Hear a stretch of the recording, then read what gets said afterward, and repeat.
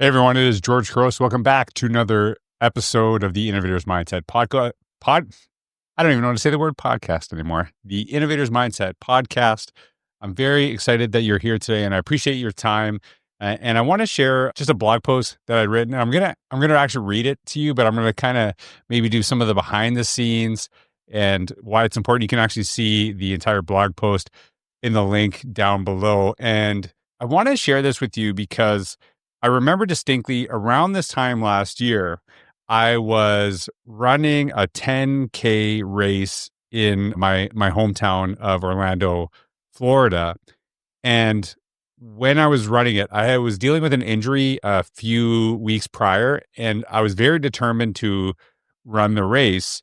And about 3 or 4K into it, the injury flared up, and it was not pain, it was an injury. And I could tell it was very severe. And I had to make this decision at that moment. Do I continue this race and finish it, knowing my kids will be there and they'll see that, whether I give up or not, or do I quit? Do I just quit and not finish the race? And I was struggling with this, and I thought about it quite a bit in the moment, because there are so many times in my life where I have pushed myself to a point where I can't go the next day, where basically I just struggle so badly, but I have to finish, because in my mind, I got to finish what I've committed to.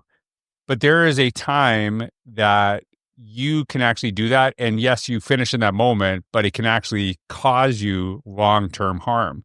So the easiest analogy for me, and I share this a little bit in the post, is there is a difference between feeling pain and getting an injury.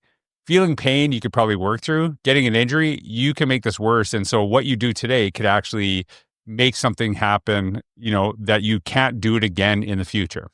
So that's what I had to determine. Now, I actually did finish the race, and I was very proud of it. Way slower than what I had hoped for. But I had to make that decision. And either way, if I knew it was going to hey, this is going to make this injury way worse, and I won't be able to run for probably 6 months to a year, then I'm not going to finish it. But I'm I can probably get through this. So I kind of, I tested it out. But I think as I get older, I've learned, quitting sometimes is the best thing you can do so you can go again tomorrow.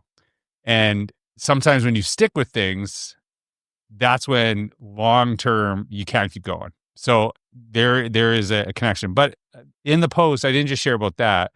I shared about a message that I received, and I'll talk more about that in a second. And the title of the post is "Keep Going or Step Back: Finding the Fine Line Between Resilience and Risk."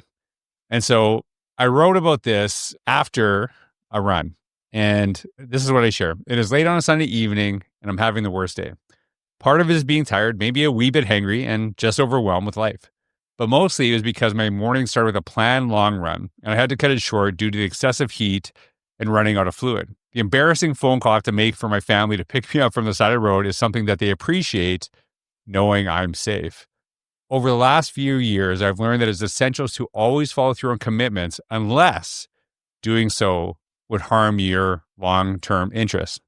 Here are a few examples of when you persevere and when you give up. You keep going when you commit to exercise, but you feel pain. You quit when you're injured or could be, and long-term damage is inevitable. You keep going when a job you're passionate about gets tough. You quit when a job that you're committed to is going to do long-term damage to your mental health, your relationships, and seemingly has no care for you as a human being. You keep going with a friendship that has served you for a long time, and you are going through a rough patch. You quit a friendship when you realize that person would rather see you fail than succeed. Of course, the above is simplistic with no regard for the history or goals, but in short, something being hard is not a reason to quit. But sticking with the impossible and causing long-term damage is the fine line you can cross between resiliency and stupidity. So this is not just about running. I'm sure you can kind of figure that out as well. There are times where I have had jobs where I felt, hey, I committed to this, I'm going to do this. But I started to realize if I stick with this, yeah, I've kind of kept my word, but long term, it's going to do damage to me. And the people that maybe have hired me, who are my bosses, they're going to replace me and they're not going to care as long as they got someone to fill in that job. And so we sometimes give so much of ourselves to people who won't give back to us. And so maybe you can call it quitting, maybe call it redirection, change of balance. But if it's going to cause you long term, I don't think I've ever said this, in a podcast or on video. There are still, I have nightmares about jobs that I'm working at that place and I work up. There are two things I have nightmares about: jobs I used to work at and screwing up at a keynote that my technology doesn't work. Those are the two nightmares I have that I wake up terrified all the time. So I just wanted to share that perspective. It's not just about exercise. And by the way, yeah, like I know, hey, I could have kept running on this day, but it could have been, something really bad happened. So continuing on with the post. Sticking with my run today in the hot Florida sun with no access to fluids would have crossed that line. But even when you know you did the right thing by quitting something that will either no longer serve you or possibly hurt you, there is still that feeling of guilt. What if I kept going? What if I went one more day? What if I tried an alternative path? Some are all those things you could pop into your mind. And even when you knew you did the right thing, the pain of feeling like you quit for the wrong reasons can still sit there. So as I'm moping around my house, which is better than being laid up in bed from being injured or severely dehydrated, and then I receive this unexpected message through a DM on Instagram. I also received it on X as well. This person really wanted me to know this, and I really appreciate it. So here's the message I received. George, I'm at a conference and we were told to text a person who helped me get us to this point in our career. You likely may not remember me, but years ago when I was a principal at blah, blah, blah, you said, blah, blah, blah, you've got something really special as a leader and you need to share it on a greater scale. I've never forgotten it and it motivates me often. Thank you. So here I am feeling like, how unaccomplished I am, how much I've failed. And then I get this message reminding me that I'm making an impact. And weirdly enough, and I didn't write this in the post, if I didn't quit some of those jobs, I would have never been in that circumstance to share that with that person. I would have never been doing the work that I'm doing today. And so sometimes quitting is the best thing you do for yourself long term. And it really made a difference. Continuing on. Strangely enough, I did remember that interaction. And when it was brought to my attention, I could vividly picture it. What I didn't know was the extent of the impact. That principal is now a superintendent, and after looking her up, I found that she has inspired many with her work. But I had no idea that my words were even a blip in her trajectory. Quick plug. I highly recommend the book Because of a Teacher, not only because I wrote it, but it is a reminder. Sometimes, I know that many teachers, people involved in education listen to this podcast. The reason that book was written is because there are so many people who you have impacted that you have no idea. And it is an ode to that to make sure you have that reminder. And so this person, I hope that I've done this more often than not. I know I've said things that have totally wrecked people and, we all have, to be honest with you. But I highly recommend the book. I'll link it down below as well. It will remind you of your impact. Continuing on, the irony of the story is that my words that day inspired her to keep going. But her words back to me years later helped me understand that it was okay to quit today so that I could try again tomorrow. As I've shared many times, a single interaction with a colleague or student can change their trajectory forever. It might inspire them to keep going in that moment, find another path, or quit something they know no longer serves them today to pursue something better tomorrow. Either way, if you think it and it can make someone's day better, make it better. A kind word planted today can help someone take the next step or the right step back, and that can blossom into something remarkable in the future. So the reason I share this all with you is I was thinking about someone in particular, and I won't share her name, but I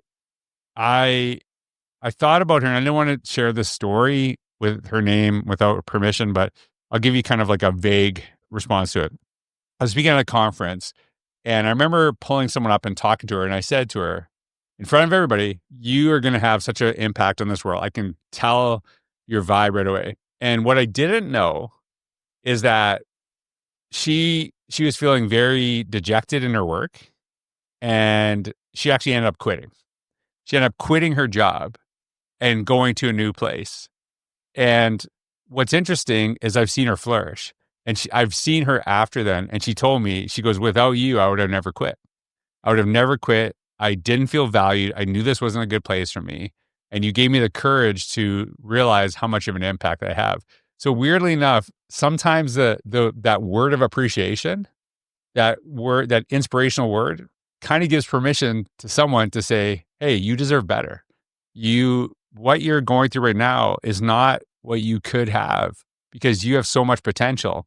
And someone else seeing that might not just get you keep going in whatever you're pursuing, but it also might, I know this sounds weird, might inspire you to quit something you shouldn't be doing. And that comment from that superintendent really said, hey, it was okay you quit today, George. It was totally okay you quit because if you kept going, you might not go again tomorrow. And that's something I think about all the time is, some of the things that do no longer serve us, when we stick with them, you're actually taking your gifts away from the world in many circumstances. Now, I don't want mass quitting because of this podcast or anything like that, but it's just a reminder that, continuing to do things that hurt you long term and stick with them is that fine line between, resiliency and stupidity. And if you stick with something that, might help others, but does not help you, you eventually will not be able to help others either. If you can't help yourself, make sure you take care of yourself, because when you have the opportunity to quit something that no longer serves you, you have an opportunity to do something and start something new that can make such an impact on the world. And I'm reminded by that because of these incredible superintendents, this incredible leader that I met years ago, and she has had such an impact. And I continue to follow her work, and I'm so proud of her and the work that she does. But I just want to share that with y'all. You can check out the blog post down below, but I also encourage you to check out the book Because of a Teacher, because it's filled with stories of this. That wasn't the intent of this podcast, but I think it'd be, hopefully you got something out of this. But thanks so much for all you do. I hope you have a wonderful day. Take care.